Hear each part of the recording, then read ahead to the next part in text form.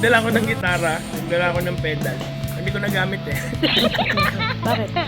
Kasi nag-rocker kami. Nag-rocker kami. Sila naman. Ano daw masasabi mo ngayon, tugtog mo ngayon after? Yung vocalista namin, dala yung lahat ng rig niya.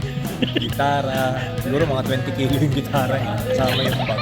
Sa another 30 kilo yung pedalboard niya. Pagtungtong niya sa stage, hindi gumagana yung DI box. Umuwi na yung sound engineer. Eh di, nga. Ang tanong kasi sa sarili mo. Ay, sa akin ba? Hindi, kinwento ko na yun sa'yo.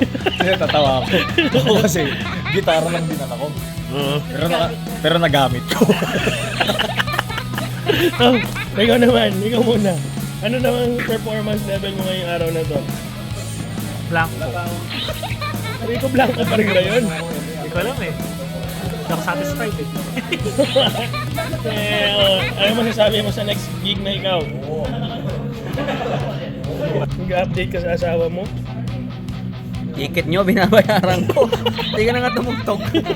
Binabayaran ko yung ticket mo. Thank you. Mas close kayo na ni Close naman tayo Boss last. Chong Marley. Nasa kanya eh. Bro, Boss. bibigyan kita ng 60,000 pesos. Ayan, si Boss Joe, nagbabayad na kami. Papi, kamusta naman ang gig mo ngayon? GG. Ano ibig sabihin ng GG? Good game. Good game. Good game. Well played. Nag-enjoy ka naman. Enjoy naman. Hindi naman na ako magagawa. Yun yung nangyari. Tanggal lahat eh. GG yan. GG. Learning curve. At maraming salamat. Nag-enjoy pa rin kami.